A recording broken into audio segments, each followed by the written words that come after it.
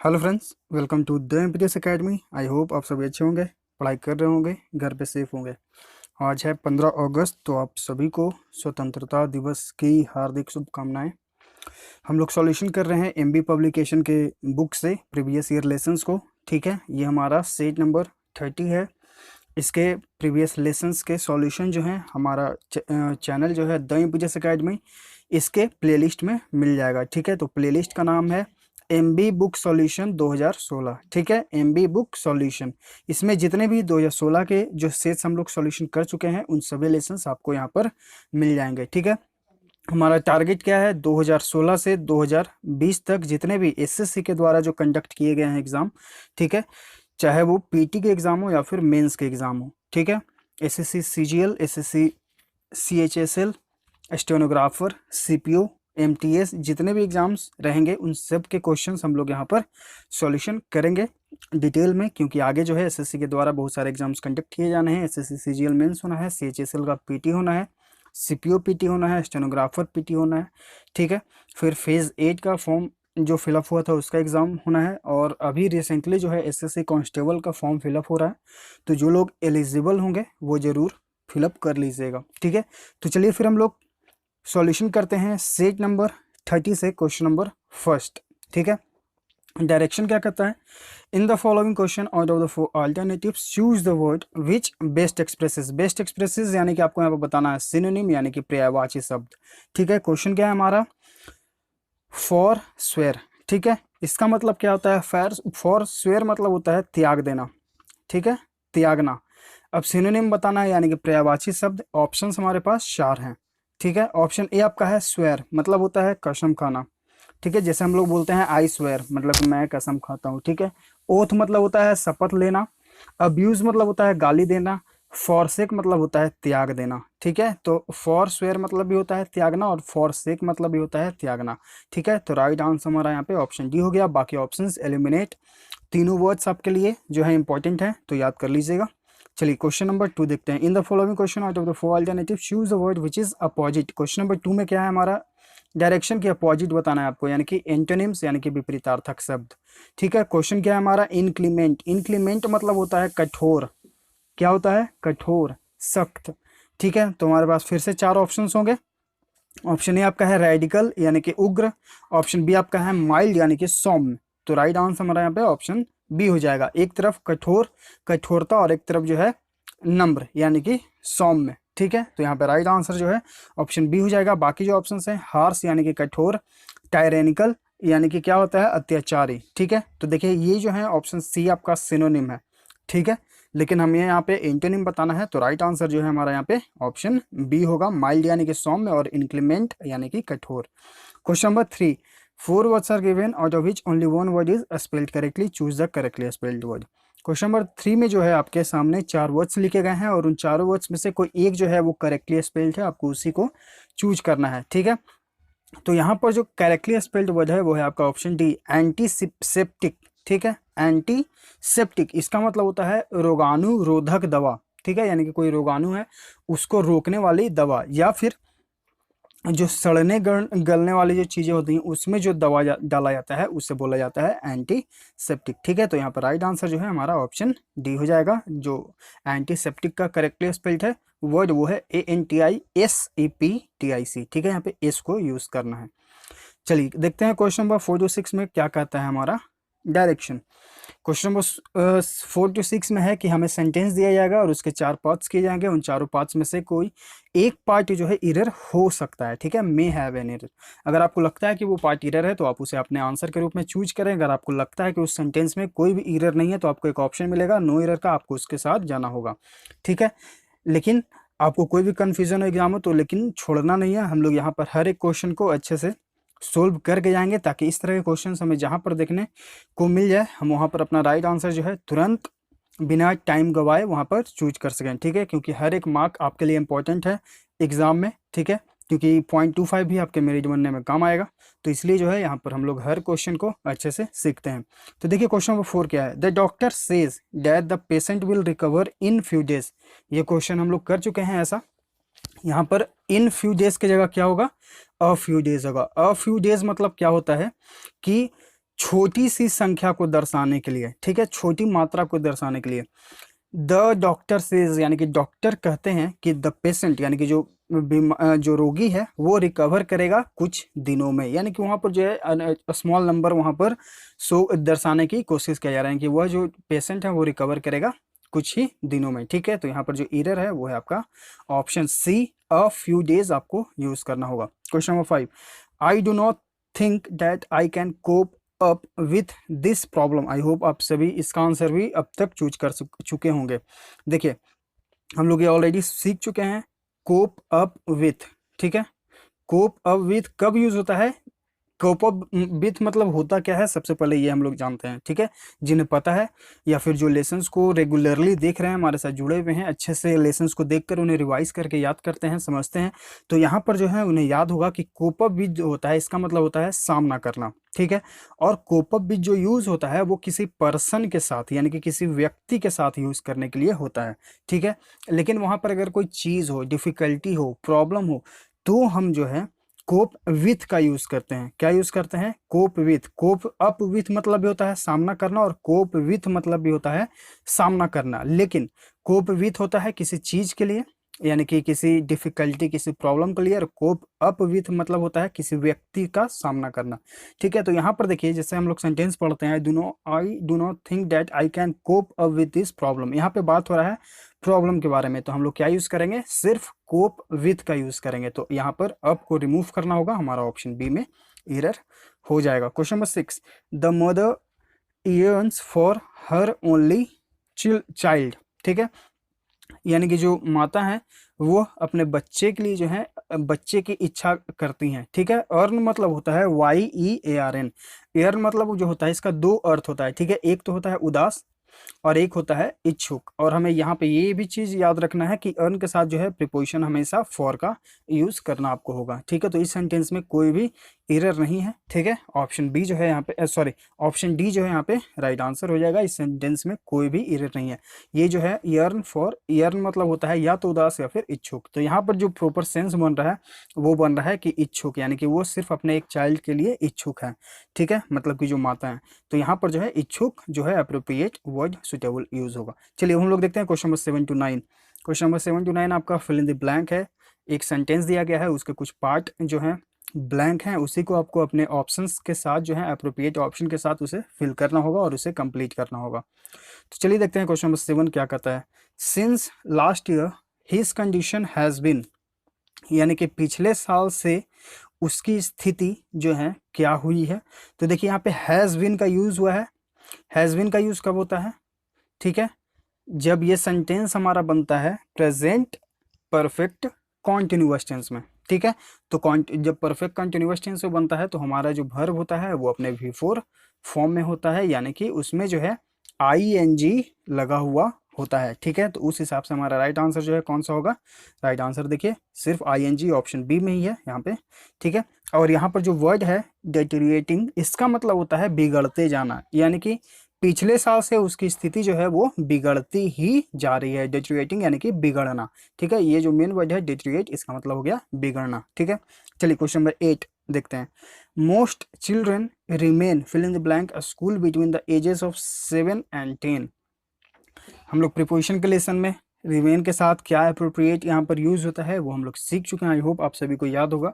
अगर नहीं याद है तो आप हमारे प्लेलिस्ट में जाकर उन्हें याद कर सकते हैं। ऑलमोस्ट वहाँ पे 300 फिक्स्ड प्रीपोजिशन जो है इंपॉर्टेंट है, हमेशा एग्जाम में पूछे जाते हैं, आपको ऑलरेडी कवर किए जा चुके हैं। तो आप हमारे प्लेलिस्ट में जाकर उन्हें याद कर सकते हैं, ठीक है। तो देखिए यहाँ पर जो रिमेन के साथ आपको प्रीपोजिशन यूज करना होगा वो यूज करना होगा एट का। हमारा ऑप्शन सी जो है यहाँ पे राइट आंसर हो जाएगा। Most children remain at school between the ages of 7 and 10, यानी कि ज्यादातर जो बच्चे हैं वो स्कूल में होते हैं 7 से 10 साल के बीच के, ठीक है। Question number 9, the quake also fill in the blank mud slides on the outskirts of the city. Quake यानी कि भूकंप, also fill in the blank mud slides. Mud slide मतलब क्या हो गया आपका कीचड़ का धंसना। आउटस्कर्ट क्या हो गया बाहरी इलाकों में, ठीक है। तो यहाँ पर जो देखिए ऑप्शंस क्या क्या हैं, टेम्पर्ड यानी कि बहुत ही भड़क मिजाज वाला, ठीक है।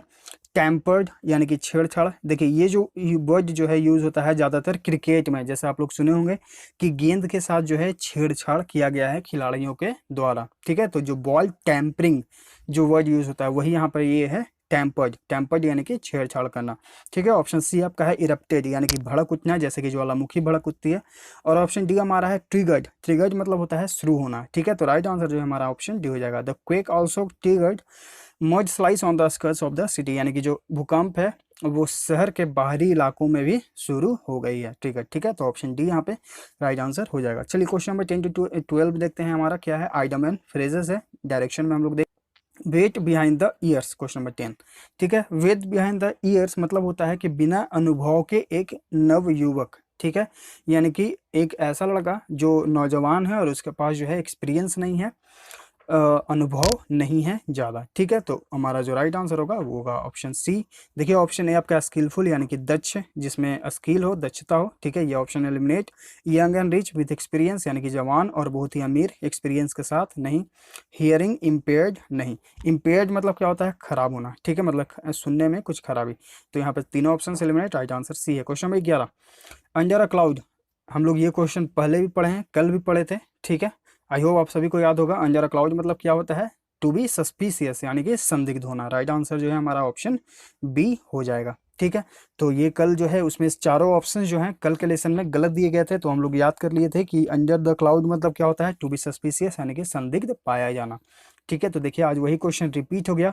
तो क्वेश्चंस कितने ज़्यादा रिपीट होते हैं, किस पैटर्न पे यहाँ पे क्वेश्चन रिपीट हो रहे हैं, आप सभी देख रहे हैं। एरर वाले क्वेश्चंस में भी क्वेश्चन नंबर 4 to 6 में देखें कि ज़्यादातर क्वेश्चन जो हैं प्रीवियस लेसन से ही मैच हो रहे हैं, मतलब उसी पैटर्न पर हैं।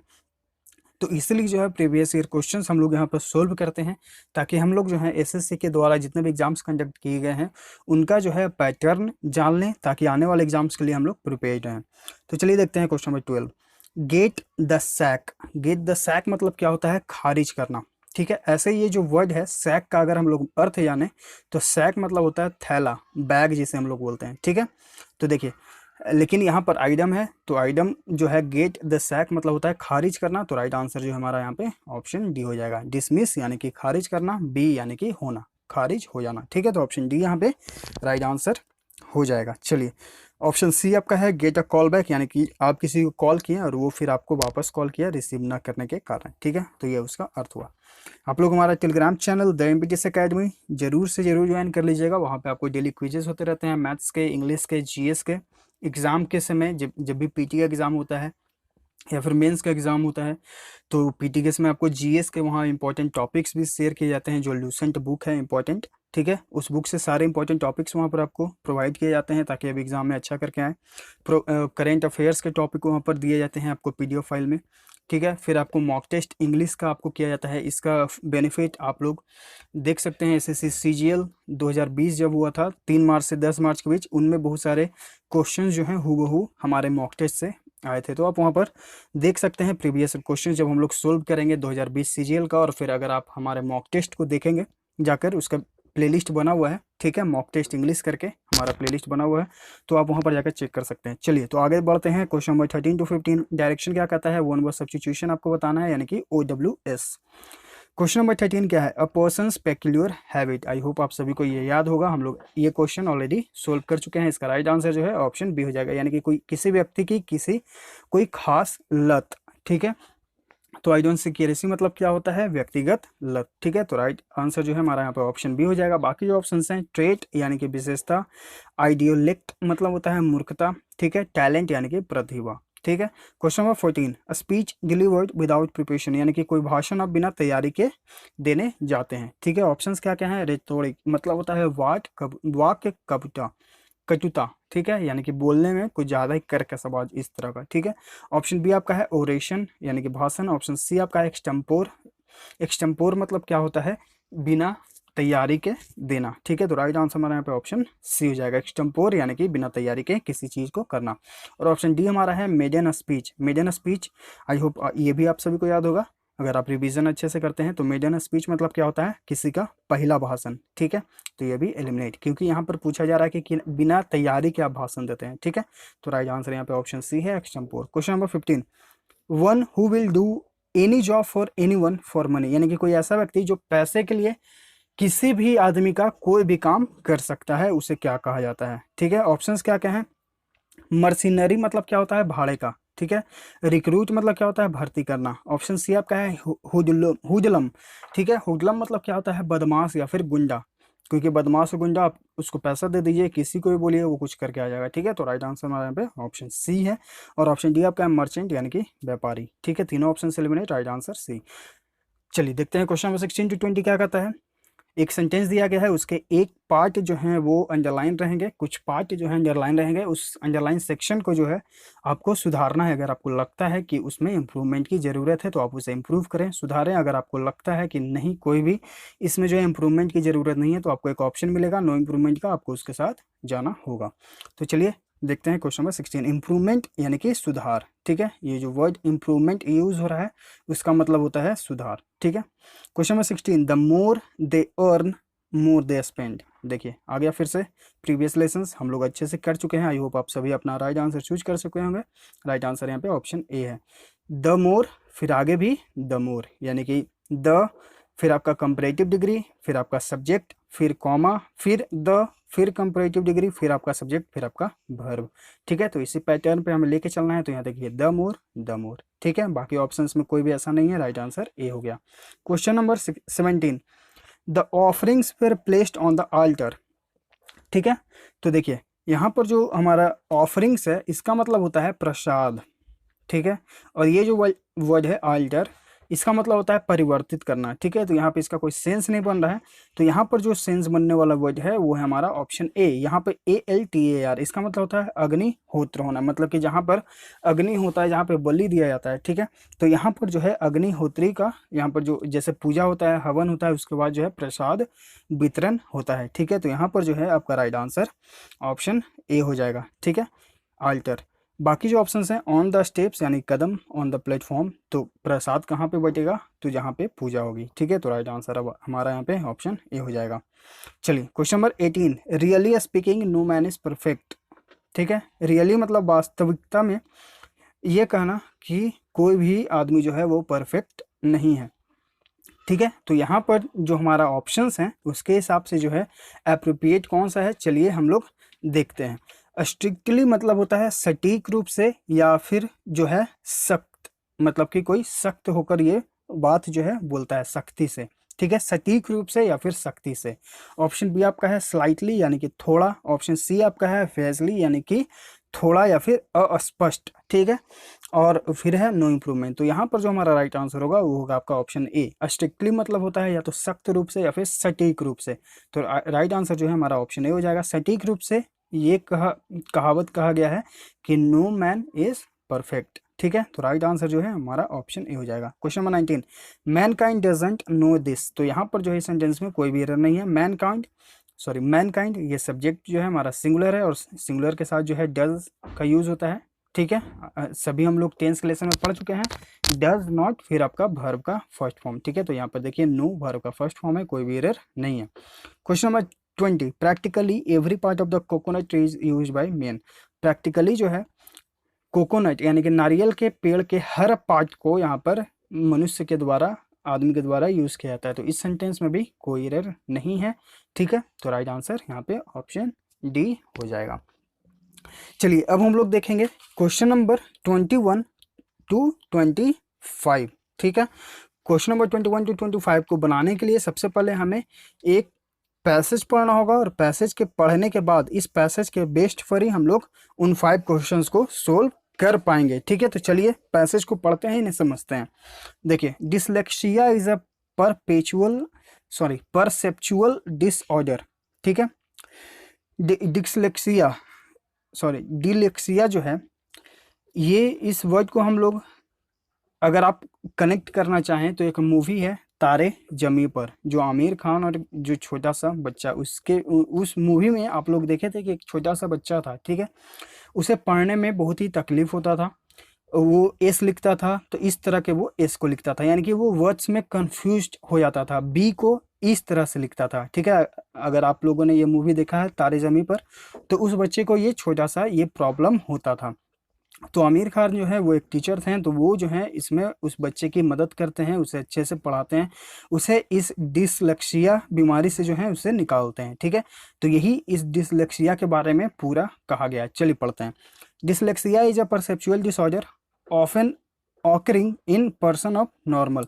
देखिए ये जो बीमारी ऐसा है कि नॉर्मल पर्सन में भी हो सकता है और इवन एवं एवब एवरेज इंटेलिजेंस या फिर जो बुद्धिमान लोग होते हैं उसमें भी ये डिसलेक्सिया जो है डिसऑर्डर हो सकता है। डिसऑर्डर मतलब क्या होता है, एक प्रकार का बीमार। ठीक है, और डिसलेक्सिया का प्रॉपर जो अर्थ होता है वो होता है सीखने में तकलीफ होना, यानी कुछ भी सीखने में जो है खास तौर पे पढ़ाई में तकलीफ होना। ठीक है, the reader is unable to perceive correctly. जो रीडर है, जो पढ़ने वाला है, वो जो है करेक्टली यानी कि सही तरीके से परसीव नहीं कर पाता है, यानी कि समझ नहीं पाता। यहाँ जो परसीव वर्ड जो है इसका मतलब होता है समझना। आप सभी जो है इन वर्ड्स को याद करते जाइएगा या फिर रिवीजन करिएगा तो याद होगा, नहीं तो फिर आप कॉपी में जरूर नोट करके याद कर लीजिएगा। ठीक है, the reader is unable to perceive correctly what is on page, यानी कि एक पेज में क्या लिखा हुआ है उसे समझने में परेशानी होती है, सही से वो नहीं पढ़ पाता है। ठीक है, letters and numbers often appear reversed. जो लेटर्स और नंबर्स होते हैं वो लगभग जो है रिवर्स यानी कि उल्टा, जैसे हम बात किए थे आपसे। देखिए बी जो है इस तरह से डी दिखता है, क्वाइट को इस तरह से लिखता है, मतलब कि कंफ्यूजन होता है। ठीक है, फ्रॉम को फॉर्म लिख देगा, मतलब जो सिमिलर वर्ड्स होते हैं उनमें जो है उसे पढ़ने में तकलीफ होती है, समझने में तकलीफ होती है। The reader tends to leave out letters or words on insert words or letters that are not there। मतलब जो रीडर है वो जो है इस आदत से हो जाता है लिव आउट, यानी कि छोड़ देना। लिव आउट मतलब होता है छोड़ देना letter or words or inside words or letter that are not there, यानी कि वो जो रीडर है वो छोड़ देता है जो सेम टाइप के वर्ड्स होते हैं, जैसा कि ऊपर बताया गया है बी को इस तरह से, या तो वो उसे छोड़ देता है या फिर उसे गलत समझ लेता है। ठीक है, वॉवेल एंड कांस्टेंट साउंड्स में भी कंफ्यूज, और वॉवेल और कांस्टेंट साउंड को समझने में भी उसे दिक्कत होती है, कंफ्यूजन होती है, परेशानी दुविधा होती है। Many dyslexics are left handed or able to write with either hand. देखिए जो लगभग जो डिसलेक्सिस बीमारी से जो होते हैं ग्रसित, वो या तो लेफ्ट हैंडेड होते हैं, ठीक है, मतलब बाएं हाथ से लिखने वाले, या फिर दोनों हाथ से लिख सकते हैं, आइदर हैंड। ठीक है, they often confuse left and right, वो बाएं और दाएं में भी कंफ्यूज होते हैं। ठीक है, लर्निंग कंफ्यूज यानी कि असमंजस में होना, दुविधा में होना। लर्निंग टू स्पीक में ऑल्सो भी डिलेड बियॉन्ड इनफेंसी, यानी कि जो बोलने की जो कला है वो बचपन से ही देर से आती है ऐसे बीमारियों में। ठीक है, इन्फेंसी यानी कि बचपना। ठीक है, यहाँ पर जो ये वर्ड हुआ यूज, इन्फेंसी यानी कि बचपन। The condition seems to be inherited, यह जो कंडीशन है, यह जो स्थिति है वह या तो प्रकृति से दिया हुआ रहता है। देखिए इनहेरिटेड मतलब होता है या तो प्रकृति से या फिर जो आपके पूर्वज से मिलता है। ठीक है, तो यह जो है प्रकृति से भी गिवन होता है या फिर पूर्वजों से। इट में परसिस्ट इनटू एडल्टहुड, तो परसिस्ट मतलब क्या होता है, कायम रहना। यह जो है आपके एडल्टहुड यानी कि जब आप जवान होते हैं तब भी कायम रह सकता है। ये परसिस्ट मतलब कायम रहना या फिर दृढ़ रहना। ठीक है, दोनों का अर्थ जो है आपको याद करना होगा। However with early recognition and specialised approaches, अगर आप पहले इस चीज़ को रिकॉग्नाइज कर लेते हैं, पहचान लेते हैं और अच्छे से इस बीमारी को जो है अप्रोच करते हैं। ठीक है, teaching reading most dyslexics can learn to lead, तो अगर आप इस चीज़ को पहले ही पहचान लेते हैं, ठीक है, अच्छे से इस चीज़ को जो है हैंडल करते हैं, तो आप मोस्ट डिसलेक्सिस जो इस बीमारी से ग्रसित होते हैं डिसलेक्सिया से, वो पढ़ने के लिए सीख सकते हैं। ठीक है, some researchers believe that latent dyslexia may be aggravated by the way reading is taught. जो सम रिसर्चर्स हैं वो क्या सोचते हैं, लेटेंट मतलब क्या होता है, यहाँ पर देखिए एक वर्ड यूज हुआ है लेटेंट। लेटेंट मतलब होता है गुप्त। ठीक है, जो गुप्त डिसलेक्सिया जो होते हैं वो एग्रेवेटेड मतलब क्या होता है, एग्रेवेटेड मतलब होता है आपका जो है बहुत ही ज़्यादा बढ़ा चढ़ाकर बोलना। ठीक है, by the way reading is taught the modern whole word और look and say method seems to be more और hindrance to learning for dyslexics. Hindrance मतलब क्या होता है, रुकावट, यानी कि किसी का लुक, किसी का कुछ कहना, ये भी उन्हें जो है कुछ समझने में, सीखने में जो है डिसलेक्सिया को प्रॉब्लम हो सकती है, मतलब जो इस रोग से ग्रसित हैं। Then it is for ordinary peoples, यानी कि जो सामान्य जो लोग हैं उससे बहुत ज़्यादा ही उन्हें तकलीफ होती है कुछ समझने में, सीखने में। हिंड्रेंस यानी कि बाधा या फिर रुकावट। ठीक है, the phonetic method of teaching students to learn letters and sound them up appears to achieve better reading results. तो उन्हें क्या किया जाता है कि फोनेटिक मतलब क्या होता है, स्वर, उन्हें जो है स्वर से संबंधित जो टीचिंग है उस तरह से उन्हें सिखाया जाता है लेटर्स और पढ़ने के लिए। ठीक है, ताकि जो है इसका रिजल्ट बेहतर आए। The problem of words that can be sounded out, कुछ वर्ड्स के साथ जो है ये प्रॉब्लम होती है कि वो साउंड नहीं किए जा सकते हैं, जैसे कि रफ, लाफ और थ्रू, ठीक है। Is not solve by phonetics, ये जो है फोनेटिक्स यानी कि स्वर वाले मेथड से ये जो है सोल्व नहीं किए जा सकते हैं। These words must simply be memorised, ये जो वर्ड्स हैं मेमोराइज्ड मतलब याद, यानी कि ये वर्ड्स जो हैं सिंपली यानी कि साधारण रूप से याद किए जा सकते हैं। However, for children with dyslexia, the problem can be compounded by the failure of the parents or teachers. However, यानी कि जो भी हो, ये जो dyslexia जो बीमारी है, compounded by the failure यानी कि मिश्रित, एक प्रकार से मिश्रित असफलता है पेरेंट्स के और टीचर्स के टू रिकॉग्नाइज द कंडीशन, यानी कि ये जो पेरेंट्स हैं और जो टीचर्स हैं वो इसे पहचान नहीं पाते हैं। रिकॉग्नाइज यानी कि पहचान पाना, इस कंडीशन को पहचान नहीं पाते हैं और यही मिश्रित जो है मतलब इन दोनों का मिश्रित, ठीक है, जो फेलुअर है वो दिक्कत आगे करता है, ठीक है। This can easily lead to emotional problem for dyslexic children, यह जो है आसानी से मतलब कि लीड करता है इमोशनल प्रॉब्लम को। Who can't understand their failure to keep up with their classmates, वो जो ये बच्चे होते हैं वो अपने क्लासमेट्स के साथ भी जो है अच्छे से जो है मतलब मिलजुल नहीं पाते हैं, ठीक है। तो ये है पूरा इस पैसेज का अर्थ। चलिए अब इसके बेस्ड पर हम लोग 5 क्वेश्चंस 21 to 25 को सोल्व करते हैं। Question number 25, dyslexia often occurring in a person of normal और even above average intelligence is a, तो ये क्या था, परसेप्टिव डिसऑर्डर, जैसा कि हम लोग फर्स्ट पैराग्राफ में ही पढ़े हैं, सबसे फर्स्ट लाइन ही था ये कि ये जो है परसेप्टिव डिसऑर्डर होता है, ठीक है। Question number 22, in dyslexia letters and figures often appear, तो डिसलेक्सिया में जो है लेटर्स और फिगर्स कैसे दिखते हैं, तो वो रिवर्स्ड दिखते हैं यानी कि उल्टा, जैसे कि बी को डी, ठीक है।